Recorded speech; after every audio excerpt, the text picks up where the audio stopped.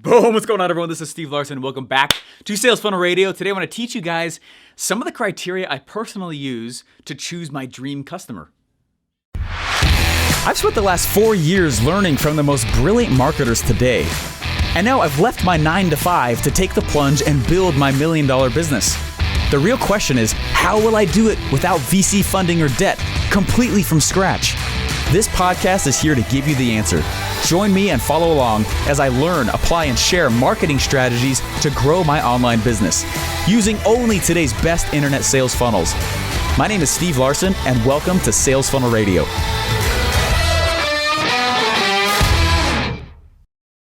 What's up, my friends? Okay, today the whole goal is I just want to teach you guys more about, there's actually a list. I have an actual list that I go through to find my dream customer. Now, when you think about the phases of this whole game, okay, the first thing I'll go through and I will what I do first of all is I pick my market. I pick a red ocean market. Number 2, I go through, I choose a dream customer inside of there. The third thing I do is I choose a core problem that they are experiencing. The fourth is I go and I choose the core solution, which turns into an offer, which is number 5. And the number 6 is the actual launch, okay, or campaigns in general, which includes funnel building and content creation and a bunch of methods like that. I believe that's a lot of steps, okay, but I've really gotten good at making it crazy simple in each of those 6 steps, and the 6 steps I use to get things out the door. By the way, if you want help doing those things, it is a lot, but we've kept it simple, but it's still a lot, right? It's kind of like, if someone is asking, hey, can we make building cars more simple? Like, yes, they're still complicated, but the building of them can be simple. You see what I'm saying?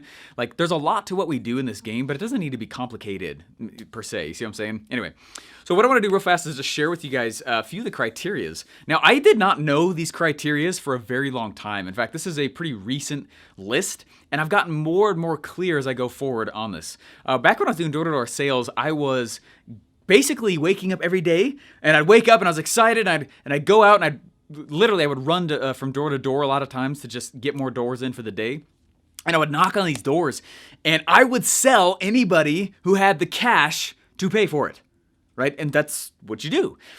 If I go and I sell somebody and they say, yes, and here's my credit card, right? You take it, right? Now, there's some major drawbacks to that kind of a thing, right? There's huge drawbacks. In fact, I'll tell you, I was so scared. I had a lot of money barriers that I hadn't overcome yet at that time. This was almost 6 years ago. In fact, it was 6 years ago. Holy crap. This summer, 6 years ago. 6 years ago, I was doing door-to-door sales. And I remember there was these areas that I liked going to. We would go drive around in these areas and we would be, basically trying to see spots that maybe we could guess would be the easy lay-down sales. And they would go, they could spend a lot of money. I was selling pest control. And so we'd go drive around and I would go and I'd look at these different areas. And I remember there was this particular area, this style of area, and I don't want to offend anybody while I say this, okay? But you have to understand from my perspective as a door-to-door sales guy at that time, we would drive around areas and be like, I don't know that these people are going to have cash, right? We're driving through it. I don't know if these people are going to have cash to go and buy pest control. That may not be the biggest thing on their to-do list right now, right? And we weren't judging, but that was the reality, right? And then we go drive through these really, really rich scenarios, these really rich, affluent neighborhoods, and we'd be like, man, these guys would spend a ton of money on pest control. Holy crap, so cool. But I had so many money fears that I would not go to the affluent areas, okay? I would go to these areas where I would sell cheaper contracts because I was cheap in my head, okay? I would sell cheaper contracts and I would sell cheap, and it was on purpose, right? I would literally on purpose find and seek out kind of low income housing areas. And there was a big lesson with this. What happened was I sold a lot.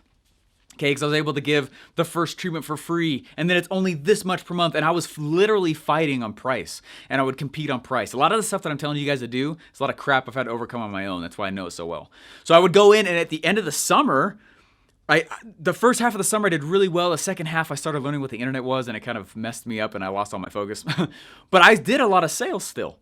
What was crazy is about the way a lot of these door-to-door companies work is you will get paid, 4 months after the summer's over because they want to make sure that the accounts just aren't going to fall out or whatever, which makes sense, right, from a business side and cash flow side. Anyway, so the day comes and I'm excited for our check, and I worked the whole summer and we are super pumped about it, and I go and they say, hey, your check's on the way, and I run to the mailbox and I'm excited. This is going to be the check that's going to save us all. This is going to be the check that's going to have security for the next 2 semesters of college. That's what we did it for. And I opened up the check and I was like, this can't be right. Are you serious? It was like $1,100. I was like, are you kidding me? And so I called frantically my boss, and I called frantically these other people in the company. I said, there's got to be some mistake here. Why? I worked the whole freaking summer and I only have $1,100. And I've got chills right now. It freaked me out so bad because I realized that the sprint that we were still living in was still going to keep going on. And I looked at this check and I said, holy crap, like, you got to be kidding. And after a while, after I settled down, I called my boss, called my buddy, and I said, hey, what happened? And he goes, dude, you only knocked, just saying how it is, okay? You only knocked the poor neighborhoods, Steven. You got a lot of contracts really fast. But when it came up time for that second and third rebill, everyone canceled. Everyone canceled. So you got a little bit of money up front for getting the contract, but really we're door-to-door sales guys usually, at least for, they get paid on like that second, third, fourth rebill for security for the company, which makes total sense, okay? I had spent the majority, almost all the summer, knocking poor neighborhoods. And at the end, I had nothing to show for it because almost all of them canceled. And again, no judging, but like, think about that. While a lot of these other people who only knocked rich neighborhoods, this is a big lesson, guys. And it slapped me on the face so hard, guys. It was like, okay, a lot of my buddies who had way less sales but got much more rich contracts, they were making a lot more money. Okay, there's a huge, powerful lesson inside of this. And I started realizing that just because somebody has the cash does not mean that they are a dream customer. All right, and so that's why this is such a powerful thing, and I want to teach you guys some of those criteria. I have gone on since, and this act of me choosing my dream customer has gotten clearer and clearer and clearer and clearer. And usually what it means is saying no to other people. In fact, I was on a cruise ship, and there were some people who were kind of like, they were mad at me for not having really cheap products right now. And right now, as I'm recording this, I don't, right? I don't. And I know that. And a lot of people ask, like, Steven, what can I buy from you? Okay, my stuff's kind of expensive right now. I'll go build out other things in my value ladder. I will certainly go offer other things that are cheaper. But right now, I'm just focusing on my dream customer, not my could be or, hey, they have the money customer, dream customer. And so people got really offended that they're like, so am I not your dream customer? And I said, well, probably not. And that's okay, but they got offended. And so you have to understand why this list that I'm telling you is such, it's not just like a list that I've just like drew out, okay? I have a lot of experience that was very painful that has led to me doing this. That door-to-door experience, honestly, launching a lot of stuff that I have right now has come from me saying no to a lot of people, okay? And again, it's not a, you have to understand from my standpoint, what I'm doing is I'm proving out the idea. I'm proving out, making sure that we have awesome results, which we do, which is why you'll start to see a lot more stuff that's cheaper coming out soon, okay? I'm proving out the core of the value ladder. I'm doing exactly what I tell you guys to do. I'm just proving out the core of the value ladder, something that's at mid-price or more expensive, right? Then I'll go do the cheap stuff, right? But I don't have time for that yet. I don't have time for that. So anyway, actually at the beginning of last year when I left ClickFunnels, I was selling the wrong who. I was selling the wrong customer. It wasn't the dream customer. It was a could-be customer. It was the customer that had cash. And what I found out real quick, like within 3 months, guys, oh my gosh, I hated waking up. I would wake up and I'd be like, oh, I got to go serve these people who they paid. So I mean, I have to fulfill. But it was terrible. They didn't do half the stuff I was telling them to do. And all I did was change the who, not the product. I changed the who, not the product, okay? And all ships rose. The customers came in, they're not just better, the success stories went up because they were just doing it. I didn't change the product. Someone in my Facebook group, but by the way, if you're not in it, you guys can totally go get in. Go to thescienceofselling.online. Anyways, it'll be there. In my group, somebody asked the question, Steven, I have my customer, I have my product, I have my sales message, I have my offer, and we've got great traffic coming on in, and tons of people are seeing my order page. Why do you think they're not buying? And I said, well, I'll tell you right off the bat, first of all, it is way easier to change your customer than the person who's hearing your sales message.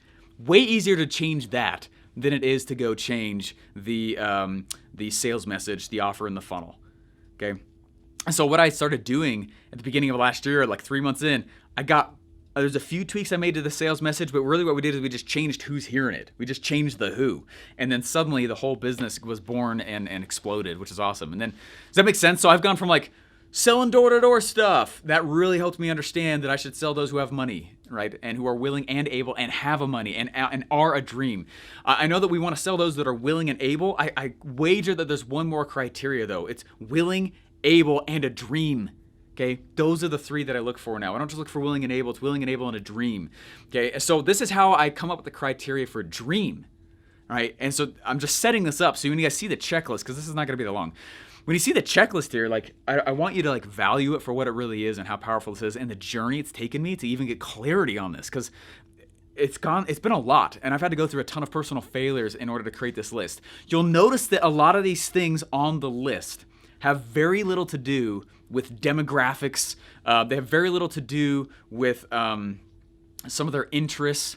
It has a lot to do with their psychographics, meaning the way they think. Psychographics to me are way more important than demographics in terms of creating my dream customer. I don't really care about demographics. I want psychographics though, okay? How do they think in terms of creating the dream component of willing, able, and dream? Hopefully you guys are with me on this, but I'm just gonna read this list here. There's a more in-depth, far more applicable version of this that I do at my Offer Lab event. Offer Mind, we'll definitely talk about it a little bit, but anyway. So this is my personal who dream customer criteria, okay? The first thing I want them to be able to buy. It's somebody who buys and uses Red Ocean products, especially from the Category King, okay? So think about that. That's the first criteria. I want them to be a current purchaser, okay? Eugene Schwartz, copywriting, advertising rock star that he was, right? He says that there's 3 types of traffic. There's the hot traffic, warm traffic, and cold traffic. I also wager that there's one more. I don't just want to sell hot traffic. Okay, by definition, hot traffic is somebody who's only problem aware and solution aware. That's not enough for me. I want one more level. It's the dream phase, okay? I want someone who's problem aware, solution aware, and a buyer. Okay, you don't have to be hot traffic and be a buyer by his definition. So again, I feel like I'm walking on coals fighting the great Eugene Schwartz while I'm saying that. But you understand, it's actually not enough for the way I choose my who. I only want those who are problem aware, solution aware, and a dream, right? And so for them to be a dream, they need to be a buyer. And I want them to be an active purchaser of Red Ocean products, right? Case in point, if I'm going to go in, let's say I'm going to sell to those who are doing, let's say I'm selling the CrossFit community and I'm telling them about ketones. Right? Well, it's going to be really weird if I'm selling the CrossFit community and I'm selling somebody who's never actually purchased or paid for anything for CrossFit. You see what I'm saying? I want them to be a buyer of that Red Ocean stuff. All right, next one. That also tells me that they're not a freeloader. Next one is I want them to already be conscious of their pain. There's a lot of old school copywriting courses and marketing courses that would teach that, and I'm not fighting it. I just think, again, it's a harder customer. They would teach, hey, you need to spend time talking about their problem so that it brings room in for your solution. I hate that. The reason I hate that is because I have to create the problem. If the problem that I'm solving isn't big enough, right, that when they see my solution, they're like, oh my gosh, finally, I've been waiting for it. That tells me right off the bat, I don't want that kind of person. It means I have to educate them on the problem, not just my solution. That sucks. Okay, I want someone who's currently conscious of their problems already and their pain already. Okay, and this also means that they're in a state to react to my sales letter. Next, I want them to have bought the Red Ocean products, like I've just said, but feeling hopeful. And I want them to be currently in a state where they feel abandoned, forgotten, almost betrayed. Meaning they went in and they purchased. I'm going to do CrossFit, and they're doing it, and then suddenly they're like painfully conscious of the results. And they're like, man, I was so hopeful. I was really hoping that would be the one. What that tells me is that they're really a passionate individual and they're naturally hopeful. I want that because there might be parts of my product that I'm launching that may not serve them all the way I really want it to. And I need a little bit of time to go, like it will serve them, but I need to go in and make some tweaks. And somebody who's naturally hopeful versus a natural skeptic, I don't want the skeptics in. They fight me on everything. right? I try actively to keep them out. You understand, my sales funnels, guys, they're not just to sell people. They're also to keep people out, okay? Which is why I'm very forward on who my stuff is for, which is why I'm walking through this, okay? All right, so next, there's a few more here. I don't want them to play 20 questions with me or my support. They know value when they see it. They buy on their own without me hand-holding them. The reason why this is such a big deal, now I'm not saying don't ask me questions. I'm not saying I won't answer your questions. What I'm saying is let me say it this way. The way that I bring somebody into my product, the way they're actually brought in, the manner that they enter my product with often dictates how well they do after the purchase. So if I have to beg them to purchase, I will, by default, usually have to beg them to do stuff with it afterwards. So I want to set precedents ahead of time. I've answered like 0.9999% of all the questions that people are going to ask. So if I've already answered all those questions, like I don't need them to keep playing 20 questions. I need them to be doing what I'm telling them to go do. Just do it, right? And so when I have to go in and I have to like beg them, no, it really is awesome. There's a reason why when someone Facebooks me questions about my products, I don't answer. I really don't. Someone will reach out and say, hey, Steven, how do I do X, Y, and Z? Is this really the product fit for me? And I'm like, probably not. Looks like my funnel didn't pick you up. You may not be a good fit for it. And they're like, what? It freaks them out. They're like, you're firing me? I'm like, yeah, I can do that as a seller. So can you, right? And so I want to go and make sure that they're not going to play 20 questions, meaning, and again, not that I won't serve them. It just tells me about their mentality of what I'm going to be doing post-purchase with them, right? They're a natural action taker. Next, I want them to already have some level of success in something. I don't care what it is. In something. I don't care if they're an ice skater and they got really high and they won some cool thing, whatever. It tells me a lot about their mentality. They're more likely to succeed with my products when they've succeeded with something else in their life. If I am their first level of like measurable successes they felt in their life, I'm not just going to be a product coach on what I've told them I will help them do and the outcomes I've promised them. I will become a life coach. And most people don't like my life coach methods, which has a lot to do with me saying things like sack up and just do it. You know what I mean? So a lot of people are going to have a hard time with that. So I want them to already have some level of success because there's a mental toughness that they've developed already. I want them to consume market content regularly. Why would I want that? Because it means that they're going to consume my content more likely. Next on here, I want them to, you have to understand that every purchase that we make in this life also includes an identity shift. Okay, that's pretty profound. Okay, if I can just, it's weird to call your own thing profound. Okay. Every purchase that you make also includes an identity shift. Now, I want them to have participated in a red ocean identity. I want them to have walked in and put on a t-shirt that says CrossFitter, right? And they own it and they're telling people about it. The reason why is because they're more likely when they realize that their method, I'm not throwing rocks at CrossFit. I don't know. I chose that as an example, some random example. But let's say that they went in and they put on this identity as a CrossFitter. I want them to have done that and owned that identity. I am a blank is a very powerful statement to finish in your own psyche. And so I want them to have done that. And the reason is because they're more likely to take on whatever identity I'm going to give them. Okay? I can't be the first time that they've put on an identity.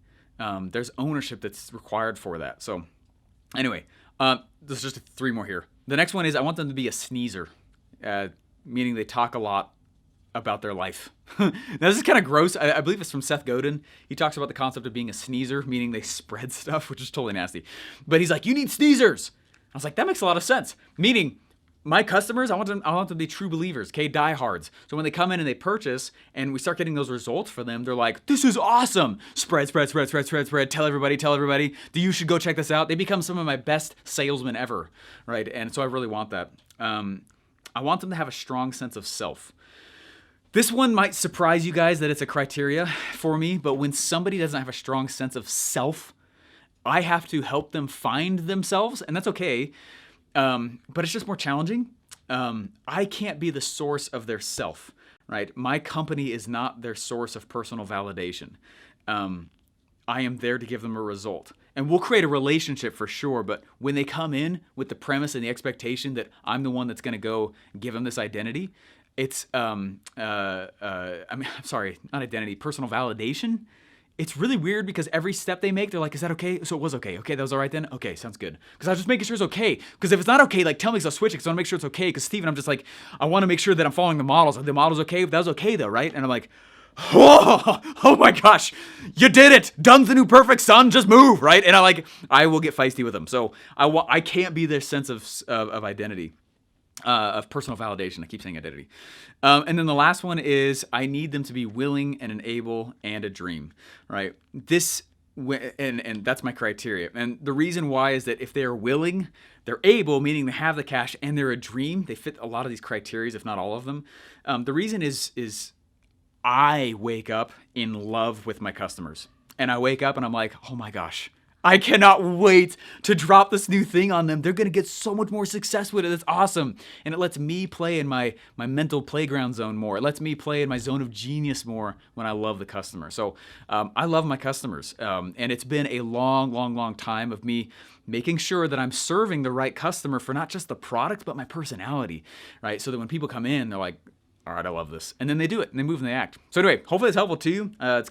That's an awesome episode, if I must say so myself, one of my favorites, only because all good marketing starts at the who. So if you guys can get clarity on your dream customer, who you're serving, why you're serving them, so maybe some of the criteria that you personally want, and that's okay. That's okay. That's what I mean by your dream customer is not the same as probably my dream customer.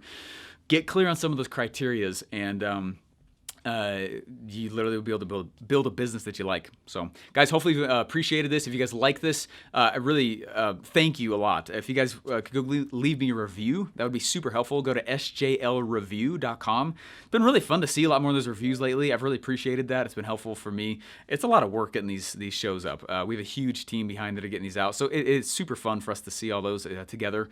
sjlreview.com. Also, last part, OfferMind is getting so awesome. Oh my gosh, we have Dana Derricks is going to come speak. Alex Sharfin's going to come speak. Myron Golden's going to come speak. Obviously, I'm going to be speaking. And then to top it all off, we have the brilliant and incredible Russell Brunson going to come keynote. So it'll be very fun. This is not, it's not an event like you've been to. So I'm excited about it. We'll get a lot more of the nitty gritties on how a lot of the stuff all fits together. And a lot of times I just wanted someone to just do that. Just how do all the pieces fit together? And sometimes that means going just one layer deeper so that you can go and make it simple. You understand? So you can understand how a lot of these components work together and become a marketer. I am a marketer, and I'm excited for you guys to be there. So go to offermind.com, and we're excited to have you. All right, guys, we'll see you later. Get rich. Boom. If you're just starting out, you're probably studying a lot. That's good. You're probably geeking out on all the strategies also, right? That's also good. But the hardest part is figuring out what the market wants to buy and how you should sell it to them, right? That's also what I struggled with for a while until I learned the formula. So I created a special mastermind called an OfferMind to get you on track with the right offer and, more importantly, the right sales script to get it off the ground and sell it. Want to come? There's small groups on purpose so I can answer your direct questions in person for 2 straight days. You can hold your spot by going to offermind.com. Again, that's offermind.com.